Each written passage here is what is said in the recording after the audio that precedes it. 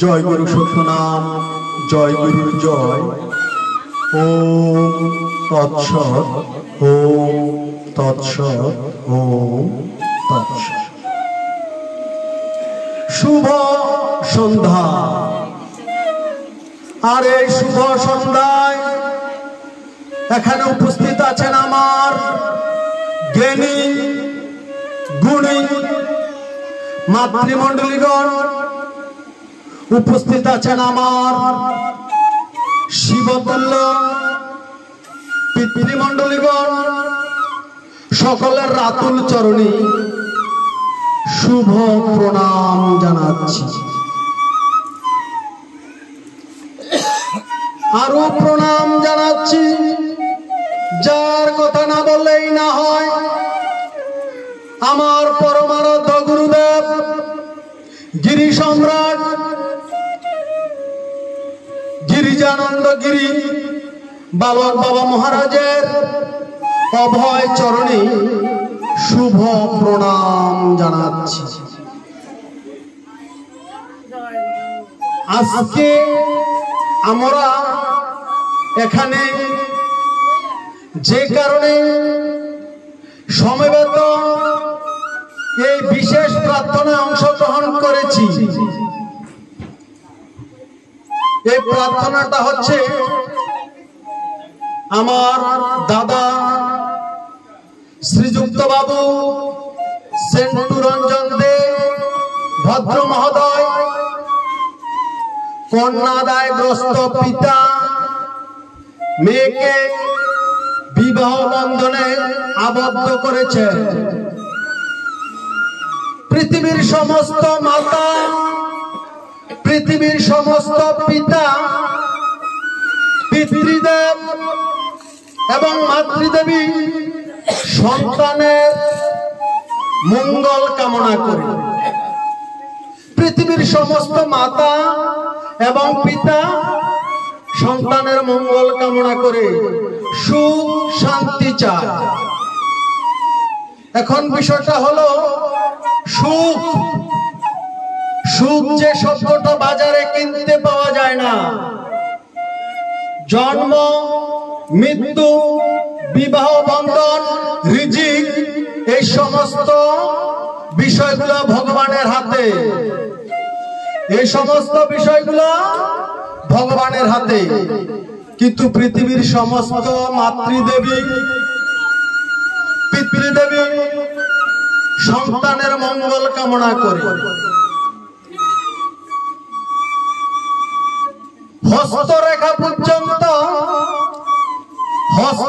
পর্যন্ত পরিবর্তন হয় কর্মের দ্বারা। হাতের হস্তরেখা পর্যন্ত মনুষ্যের কর্ম দ্বারা পরিবর্তন হয়ে যায়। তাই আমি বলবো আমরা যারা এখানে উপস্থিত হয়েছি, আমার মায়েরা মনের মণিকুঠা থেকে এই নব দম্পতিদের জন্য, বাবারা মনের মণিকুঠা থেকে নব দম্পতিদ্বয়ের জন্য আশীর্বাদ করতে হবে, প্রার্থনা করতে হবে।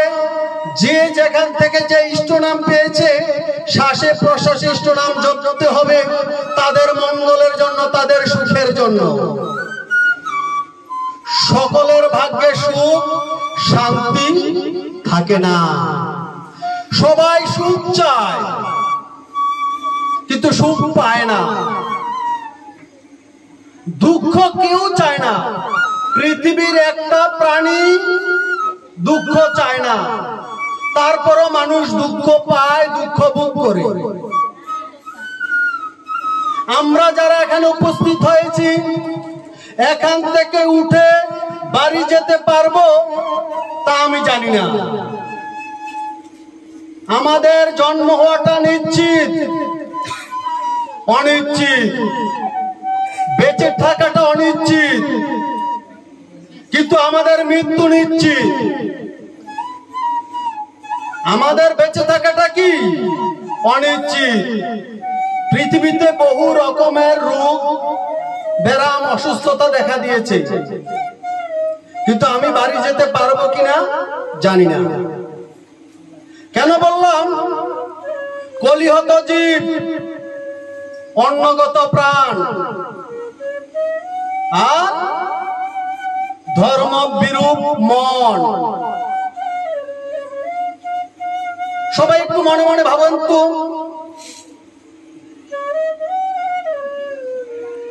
এই সমাজে দুইটা শ্রেণীর মানুষ। একটা শ্রেণী দরিদ্র সীমার নিচে বসবাস করে কঠোর পরিশ্রম করে যাচ্ছে শুধু দুই বেলা খাওয়ার জন্য। সমাজে দরিদ্র সীমার মানুষগুলা কঠোর পরিশ্রম করে যাচ্ছে, তাদের পরিশ্রমের কোনো অন্ত নেই, শুধু দুই বেলা খাওয়ার জন্য, কিন্তু খেতে পারছে না এত পরিশ্রম করার পরেও।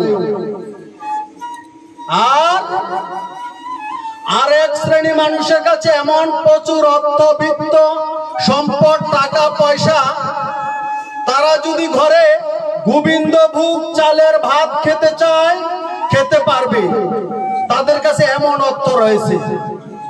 কিন্তু ভগবানের কি নির্মম পরিহাস, খেতে পারে না। কেন খেতে পারে না? অসুস্থতার কারণে। কারোর কিডনির সমস্যা, কারোর লিভারের সমস্যা, কারো ডায়াবেটিসের সমস্যা, ঘরে ঘরে সুগারের রোগী, ঘরে খাওয়া আছে খেতে পারে না। তাই এতক্ষণ আমরা যে শত শত বেদ মন্ত্র বলেছিলাম এই সমবেত প্রার্থনায়, এই মন্ত্রগুলো আমরা কে কতটুকু উপলব্ধি করেছি? আমরা সবাই আনন্দ করি, ধর্ম বিমুখ হয়ে আনন্দ করি। দেখেন না, গত সপ্তাহে এক মর্মান্তিক দুর্ঘটনা। গত সপ্তাহে গরিপুরে ছেলে বাড়ি থেকে রওনা দিয়েছে বিবাহ করার জন্য শ্বশুর বাড়িতে, আর পথের মধ্যে দুরারোগ্য ব্যাধি। ভগবানের কি নির্মম পরিহাস, ভাগ্যের কি নির্মম পরিহাস। হৃদযন্ত্রক্রিয়া বন্ধ হয়ে পথের মধ্যে গাড়ির মধ্যে ঢুলে পড়েছে, তার মৃত্যুবরণ হয়েছে, মৃত্যুর স্বাদ গ্রহণ করতে হয়েছে, বিবাহ করতে পারেনি। ওই ছেলেটাও তো চেয়েছিল, স্বপ্ন দেখেছিল, মনে মনে বিবাহ করবে, বউ নিয়ে বাড়ি আসবে, কিন্তু বিবাহ করতে পারেনি, বাড়িতে বউ নিয়ে আসতে পারেনি। এসেছে বাবার কাছে, মেয়ের কাছে, মায়ের কাছে ছেলের লাশ। বাড়িতে বাবার কাছে মায়ের কাছে কি আসলো? আনন্দের পরিবেশ বিষাদময় হয়ে গেল, লাশ নিয়ে বাড়ি ফিরলো। গত সপ্তাহে গরিপুর। তাই এতক্ষণ আমরা যে কথাগুলো বললাম একটু কিঞ্চিত মনোযোগ সহকারে শুনবেন। কারো কোনো কিছু জানার থাকলে, প্রশ্ন থাকলে প্রশ্ন করবেন। কি এই কথাটা হচ্ছে, ও অহং নির্বিকল্প নিরাকার রূপ বীরভূপি সর্বেন্দ্রিয়া নবা বন্দনঙ্গৈব মুক্তি নভীতি চিদানন্দ রূপ শিবহং শিবহং।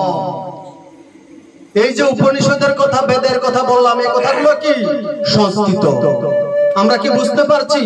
এখন বাংলা অর্থটা কি আমাদের জানতে হবে। বাংলা অর্থটা হচ্ছে আমি নিরাকার, আমি নির্বিকার, অথচ সর্বব্যাপী, সমস্ত ইন্দ্রিয় নিয়ামক।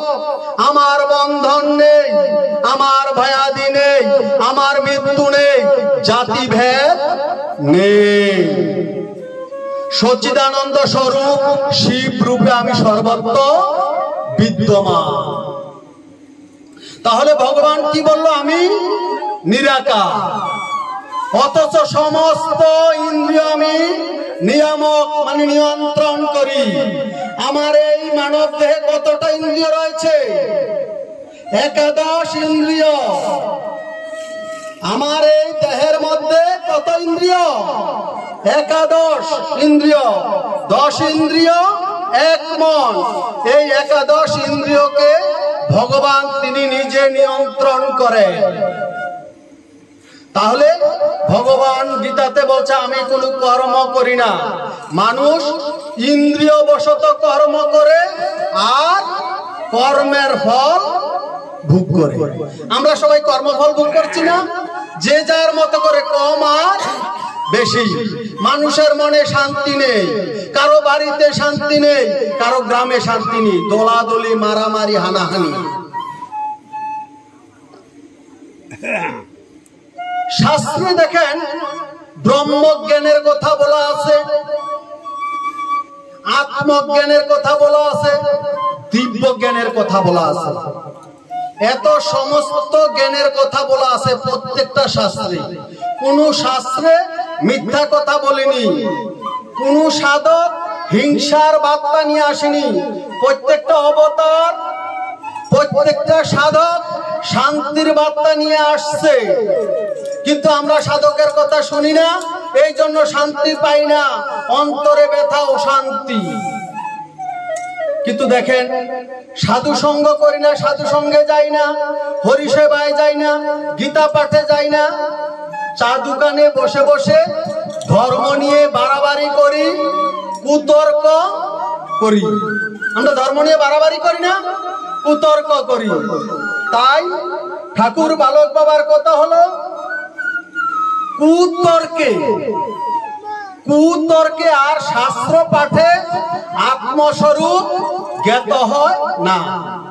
ধর্ম নিয়ে বাড়াবাড়ি করবে না, কুতর্ক করবে না, ভগবানের প্রতি আত্মসমর্পণ করো। আর তুমি যেখান থেকে ইষ্ট নাম পেয়েছ, যেখান থেকে তুমি দীক্ষা নিয়েছ, ওই অজপা নামে তুমি ডুব দাও। তাই ঠাকুর বালক বাবা গিরি সম্রাট রুহানে প্রেমে বলেছে, কি বলেছে? মিটি মিটি জপ নাম, মিটি মিটি গুরুর নাম, জপ রে মন অবিরাম। এই নাম গোপন, যে যেখান থেকে ইষ্ট নাম পেয়েছে এই নাম পশু পাখি তরুলতা জানতে পারবে না। ইষ্ট নাম হচ্ছে গোপন। এই গোপন নাম শ্বাসে প্রশ্বাসে আমাদের জপ করতে হবে। তাই ধর্ম নিয়ে বাড়াবাড়ি করা যাবে না, কিন্তু আমরা ধর্ম নিয়ে বাড়াবাড়ি করি। যে ভাই হরিসভা হয়, ওই গুটি কয়েক মানুষ ধর্মের কথা শুনে সবাই সুখের নিদ্রা যায়, সুখ নিদ্রা। যদি রাত্র প্রভাত হয়, ঘুমানোর পরে, ঘুমের পরে যদি সকাল হয়, রাত্র প্রভাত হয়, কি হলো? ঘুমের পরে যদি রাত্র প্রভাত হয়, সকাল। আর যদি ঘুম না ভাঙে তাহলে কি? পরকাল। ঘুম ভাঙলে হচ্ছে সকাল, আর যদি ঘুম না ভাঙে আমাদেরটা কি? পরকাল। এই পরকালে অন্তিম শয়নে আমরা প্রত্যেকে যেতে হবে, কিন্তু মৃত্যুর কথা আমাদের মনে নাই। আমরা আনন্দ করি। কিসের আনন্দ? ভগবানকে বাদ দিয়ে, গুরুকে বাদ দিয়ে, সাধু সঙ্গকে বাদ দিয়ে। তাই আমি বিনীতভাবে হাত জোর করে মায়েদের কাছে বলছি, আমার দাদা চেন্টু রঞ্জন দে ভদ্র মহোদয়ের পরিবারের জন্য, তার মেয়ের জন্য, মেয়ের জামাই বাবুর জন্য, আমাদের জামাই বাবুর জন্য, সকলে মনের মণিকুঠা থেকে নিঃস্বার্থভাবে যে যেখান থেকে যে ইষ্ট নাম পেয়েছেন, তাদের দাম্পত্য জীবন যেন সুখের হয়, তাদের এই দাম্পত্য জীবন যেন সুখময় হয়। এই জন্য সকলে যে যেখান থেকে যে ইষ্ট নাম পেয়েছেন 3 মিনিট নীরবতা সহকারে ইষ্ট নাম জপ করবে। আর জপ করার পূর্বে মায়েরা উলুর ধ্বনি দেবে, বাবারা প্রেম ধ্বনি দেবে। গুরুদেব যেন তাদের এই জীবন সুখময় করে তোলে। দয়া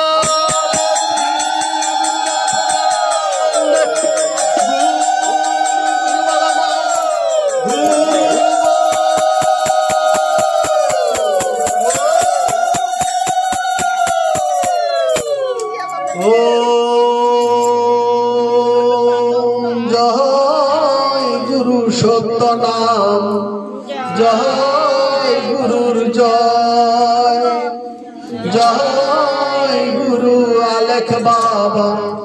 জয় গুরুর জয়, জয় গুরু বালক বাবা, জয় গুরুর জয়। হে গুরুদেব, জ্ঞান দাও, বিবেক দাও, ভক্তি দাও, শ্রদ্ধা দাও, তোমাকে যেন জানতে পারি, তোমার চরণ সেবা যেন করতে পারি। ভক্তের মনস্কামনা পূর্ণ করো, জগতের কল্যাণ করো। আজকে উপাসনার মাধ্যমে গুরুদেব তোমার নিকট এই প্রার্থনা জানাচ্ছি। জয় গুরু, জয় গুরু, জয়।